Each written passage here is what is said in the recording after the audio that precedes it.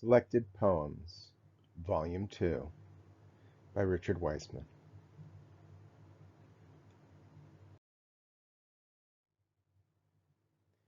Copyright 2020 by Richard Weissman, all rights reserved.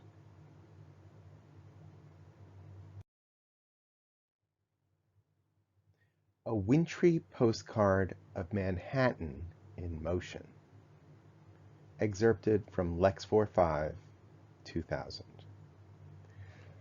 Last night, this homeless, needle-eyed buzzard with time-wearied, deep-chiseled features, bleak hovered, shivering relentless, round warmth of the 86th Street Station's lotto shop. His blue, cold, street-grimed fingers printed paper coffee cup and shivering Kaiser roll. So I gifted him my old black winter coat. This morning he nodded mid-makeshift hovel. In under 12 hours, my coat was transfigured, tailored to perfect fit his junk-torn world. The downtown 4 train floats effortlessly this morning, fast, 'neath black plaster peelings of ceiling, ever winding above rat-poisoned third rail tracks. All warps into backdrop as downtown mountains up, crescendoing dark scent of hungry ghosted greed as drab-suited Wall Streeters hibernate like bears till New Year's end. Simultaneously, this life-worn, Euro-trashed chic eyes me with contemplative melancholy, her scar-marred beauty cracked mirroring our Maiden Lane drama of bleak mediocrity.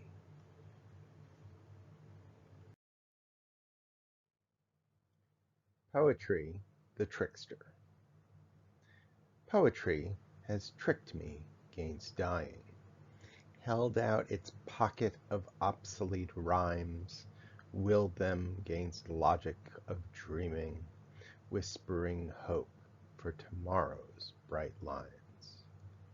Poetry has tricked me 'gainst prose, crooking a finger then snubbing its nose, subverting the tale-master's vision, marking with phrasings and shill, conning old dialects till lyrics cut deeper, masking from currency and will.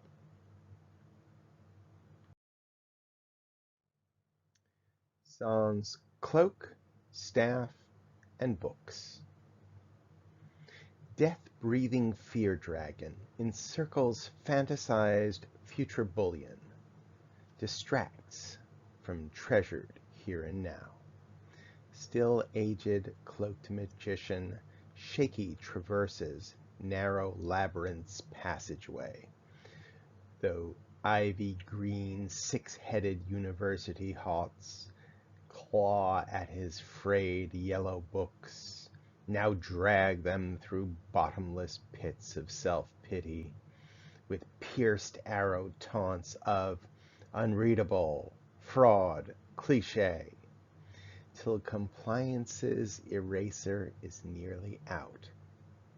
Suddenly, stage right, angel-masked demons in Hollywood agent suits spin sugary whirlpools, which strip magical garb from our mad voyager with whispers of genius, torchbearer, the next. And who is Prospero, sans cloak, staff, and books? And their dead bodies shall. Excerpted from The Moths, 1993. And that self-destructive tendency which forces one to unveil all which lies hidden and forces one, the ascendant, up on the cross, symbolic of truth, of exposition and revelation, and their dead bodies shall lie decadent in the streets as they arose and stood zombied to their feet, and their enemies beheld them luminous in their glory. And in that thought-formed earthquake, a 10th portion of the plastic city fell. And in this howling depths of man's loneliness, cloaked depths of echoed, uttered truth, none may wallow alone. All, even the priests, seek dying lovers, as burning desire to escape from self into other, to create something beyond self. And as all the wanderers, the sacred witnesses of Pink Panty Annie, now turn to their Mothic women, as I to these very phrasings and revelation. His eyes were as a flame of fire, a great voice out, the number of a man. The boy with the sound in his voice. In '63, midst northern shores of the Long Island, near that full Atlantic sound, a blue-eyed babe hospitaled out. Tympanic, sea-salted ocean told his ears, and roared through infant lungs. This newborn's wail proved too full for parents' naked ears, so they drenched his chords in brandy, till his voice caved near silent. Despite ceaseless sad drenchings, the boy grew to worldly fullness. His near voiceless soundings pierce-arrowed ever inward, and almost murdered him. With razor's edge to cloaked blue veins, he desperate cried to the sound's whirling heart, till it answered by drying brandy-soaked chords and tear-salted ducts in its blanket-warmed calm. From deep midst sound's core, an old blue healer loud baritoned, "Join us!" Spite-deviled fears the boy in man's skin, strong held that blue hand, which proved 10,000-fold rich, all cross the wide sound. 10,000 ever journeyed, till full voice of each was reclaimed.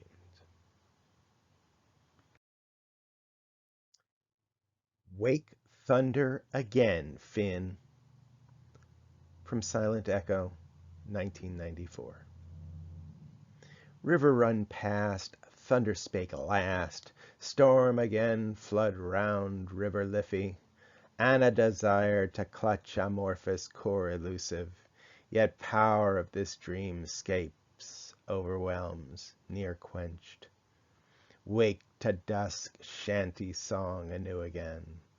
Paint pastel words, bleak muse, cause river runs, Finn, O truth of two as one.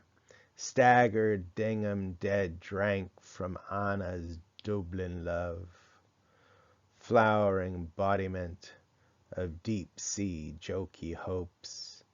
A Shem and a Sean, Izzy cycles, return ear wicker true? So smile and gin gulfed whist mid-love's remembrance. Dream wake ceaseless, round emptied essence, a corpse, a tune, as mastered mistress she, scared calmed simultaneously, mid such stirrings, Psalter, Selah. Sing for me this eventide, O muse alight, near yester's kiss doth seem, though now I cobbled glory for thine eyes, still weds to a trance-tiered wakened dream. Conjure a claret stronger than any dark bouquet Flora love knew. Empower to press grapes mud mind, yet seems unreal, and so in white visions I spread thy seascape's gulf stream swam, and rise from meekness rancid mists. Awake now, sleeper, from storm cloud apparten. Float damn north to Erin again. Arise in lemon rind, scalloped sea depth mysteries. Away along the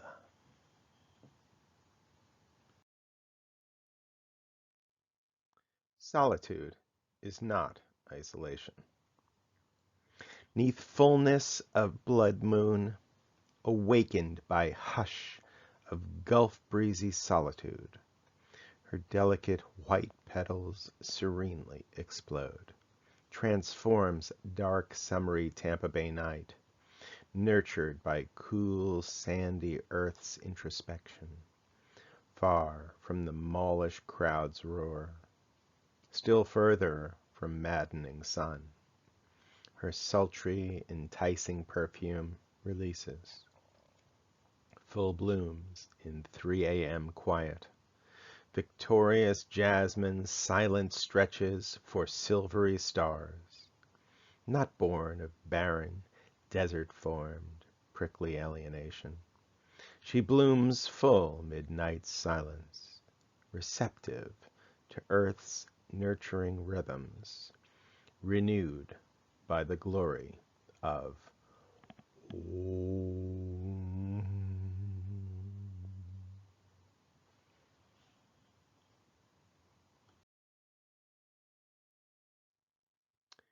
Seasons of the Heart. Slow warm rains cleanse brown earth, gently flowing riverbeds, whispers of a cloud give birth, birthing streaks of light from sun, soaring hawks that race wind's breath, then seasons change. Cool moon breezes, rising tides, grass weeping towards its maker, man in center spanning out, body, hara, spirit, woman pregnant, slow envelops, soft caress, through brown leaves they rustle, arcing through life's seasons, breathing back to core. Honey paints each other's lips, silky touch the skin. Eyes swimming in eyes when seasons change. He is heated, begging cool. She comes bleeding, asking rain. Pain dark flooding, seeking end. Though no cool is gained, though no rain is near, close they hold, each to other. Comfort binds their hearts. Seasons change. Gentle rains still cleanse brown earth. Cool moon breezes, rising tides, and old again turns new.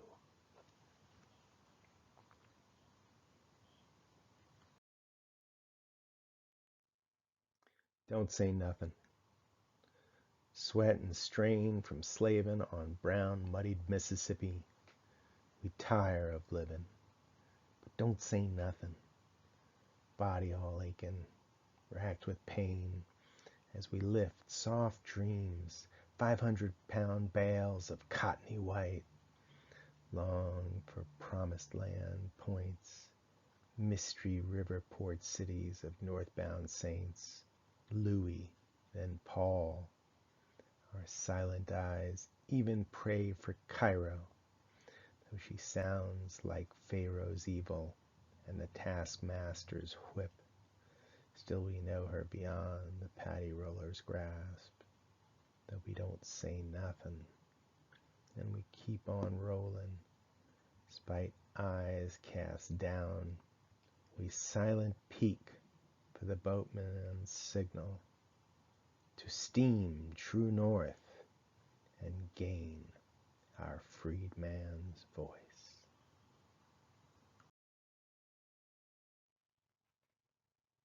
The reunion. Grains of the hour wept lonely as they parted, reunited, and lie, while I breathed and hugged on my pillow, searching vainly for perfumed sweet scent, and I strained to procure your taste as I dreamed at the touch of your palm, of your lips running o'er my loins, stirring, impassioned in heat, tensing my muscles to wildness like a panther in search of its mate. And I purred at such thoughts of fulfillment till the grains of the hour ran empty. Then I touched as no dream might imagine, till your flesh came deep in my arms.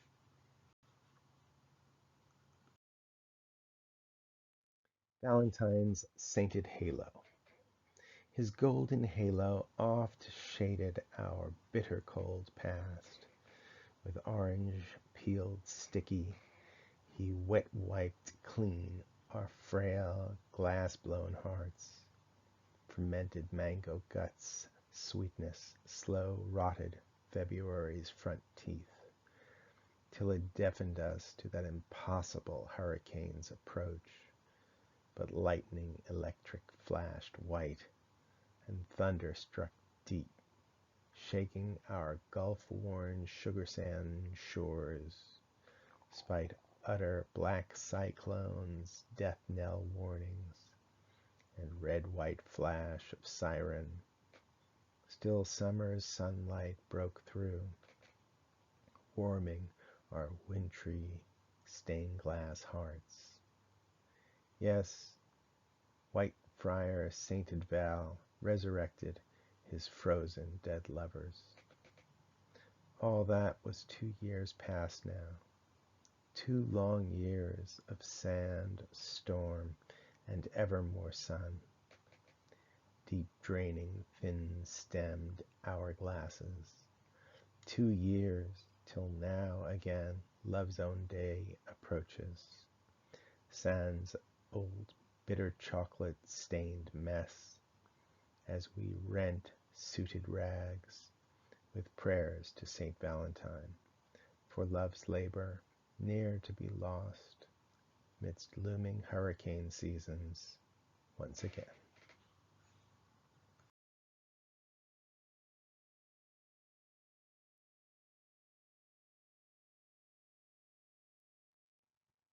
Episode 1.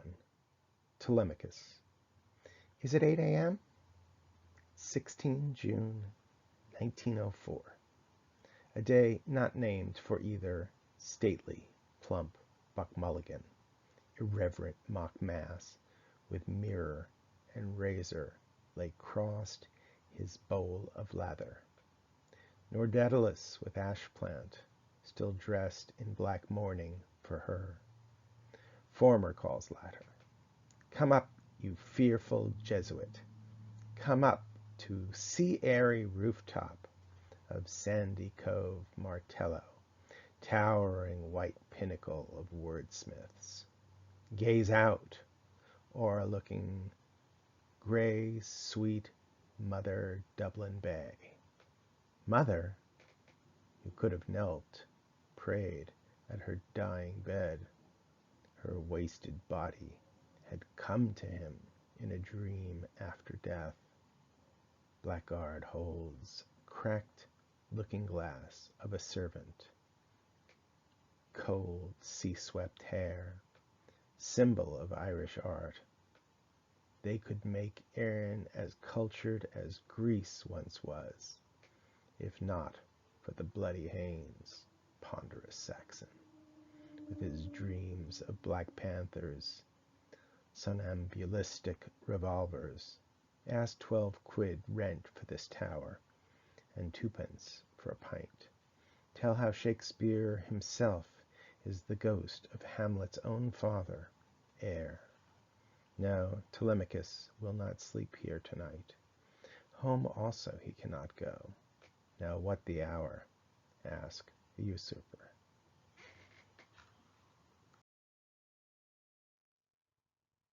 The Guide, excerpted from the 36th parallel.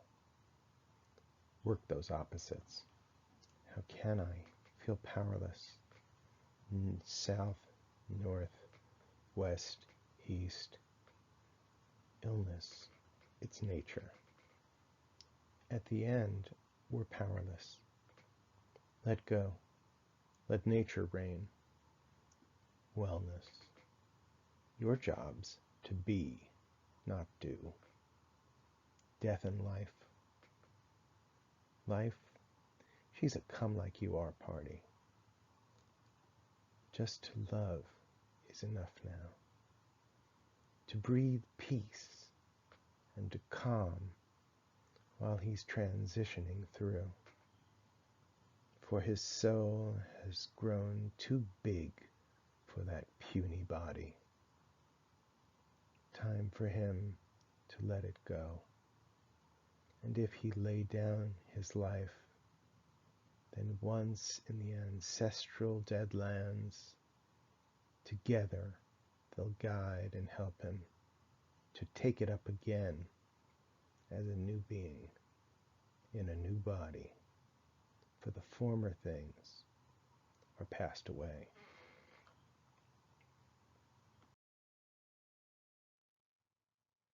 Fraidy cats. White-hot, endurable pain, near unendurable, as jade memories of past wrongs splinter, now cripple. I softly apply greasy antidote, peer patient through opiate orange pharmaceutical bottle. Don't take 4 times daily, lest street grimy addiction and loss of kaleidoscopic everything, yes, mainly a fist-clenching control, itchy wriggle in 30,000-foot exit row seat, pray to hard-hearing saints and bloody red-eyed virgins for miraculous peace, forgiveness, still frozen wrongs deep vaulted in gray toothache pain came, so artsy washerwoman scrubbed till dull white masterpiece. Too optimistic for nihilism, too ambitious to abandon blank word paint. Alone mid green, sea-thick crowds, not empty, bleak, hopeless, just monkey-caged, as I dream thieve, junked story of her life, for it's more finger-cliffed than mine, of fraidy cats who won't needle or nod. And where would you begin?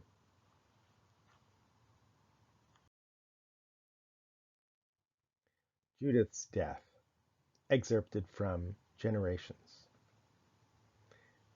Judith died with the coming of a white blinding wintry storm against dark Galician plains in this endless war to end all war that never had anything to do with her rag dolls or sun-stained fantasized memories of ABBA or bright songs of Magic River Stones or anything.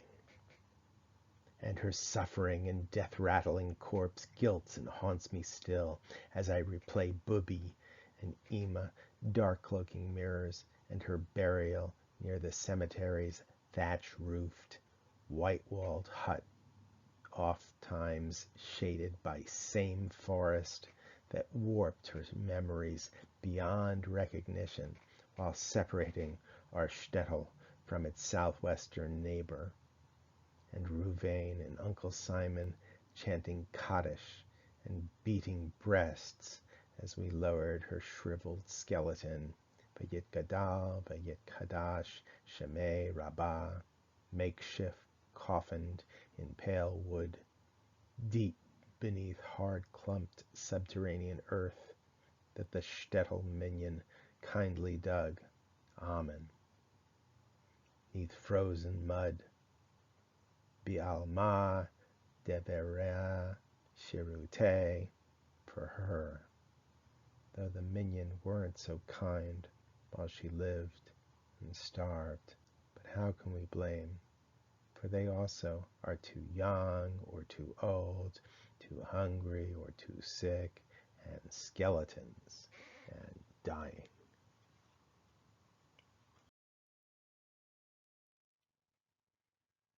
Answered prayers, murdered dreams. What will you be, son? A writer. Pinstriped blue eyes dropped cold. Impossible. Pick again. My throat collapsed. Brain dulled. Silence. Water welled north as polished fingernails drummed butcher block table.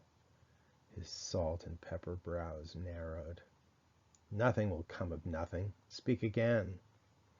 My gut retched from this masterful cannon volley. I retreated to his library that doubled as my musty bedroom and prayed. 46 years later, a viral wind swept east from China, so thousands from the no-name town of Plant also prayed. Please God, let us keep our home. Allah the merciful, we need this job. Who'll hire when all are getting canned? I'm no praying man, but... And 2,600 Plant voices drowned that of a long-dead 10-year-old boy, 'cause a pinstriped, blue-eyed man taught a math that saved their wages. And in Plantown, USA, God answers prayers, though he murdered that one child's dream.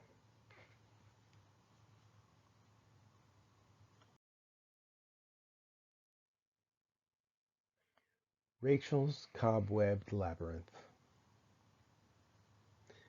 Look within her diamond-woven, cobwebbed labyrinth, cunning, baffling, powerful, while she licks molasses from razor's edge.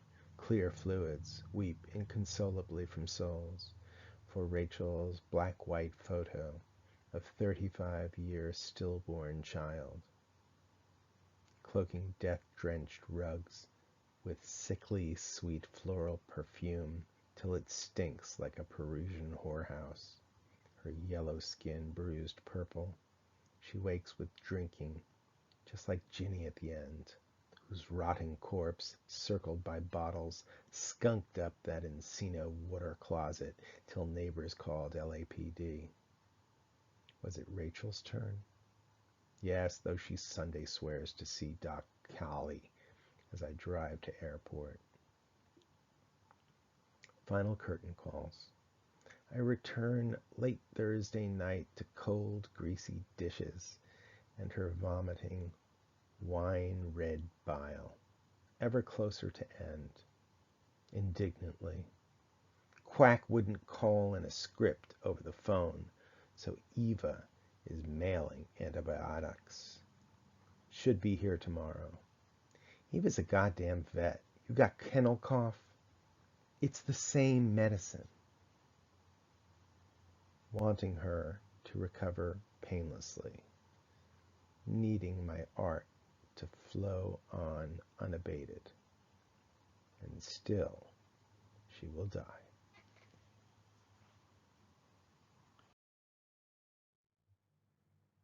Mom's Evacuation, 1940. Air raid sirens warble through Paddington Station. Big labels bearing our names, pinned to coat lapels. Witches in red crosses shout, Say goodbye to Mommy and Daddy. Fart sounds from boys blowing into gas masks. Nervous laughter. Remember, you hold Sandra's hand no matter what. Don't let anyone separate. No. When can we come back to Wentworth Street? Mommy hands a comb. Take it with my Sandra-free hand. You'll be back before its teeth are bare.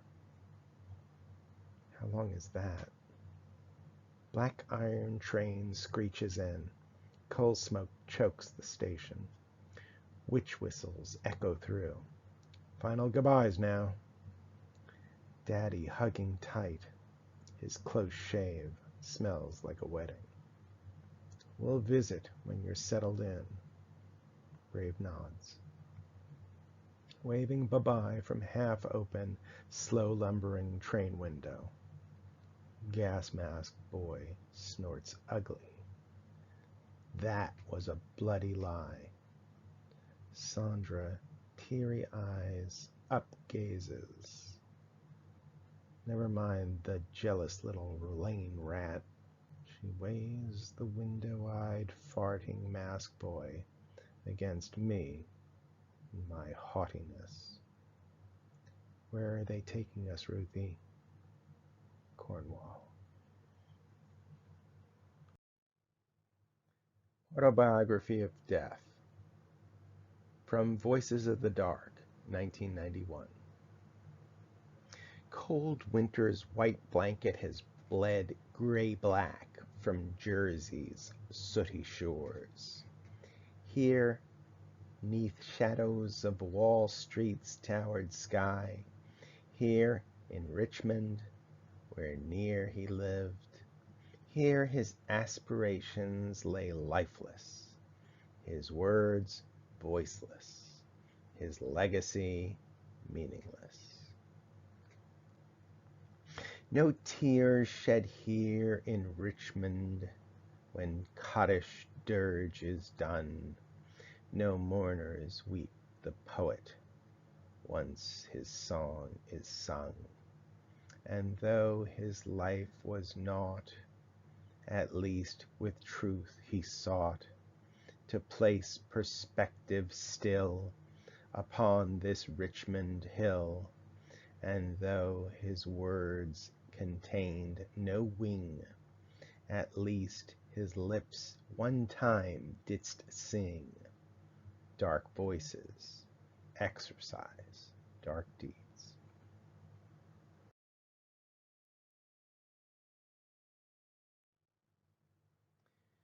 I've written fiction since 1987. In 2000, my theatrical play, The Healing, was selected by Abington Theater for staged reading off-Broadway. In 2016, I completed my historical novel in the tradition of magical realism, Generations. In 2020, my poem, Mountain Bird and Loquat, was selected as the grand prize winner of the Florida Loquat Literary Festival. In addition to hosting In Our Craft or Sullen Art, a bi-weekly poetry radio talk show, I participate in live spoken word events throughout the U.S. You can reach me via email at magicalrealismauthor@gmail.com, or you can go to my website, richard-weissman.com.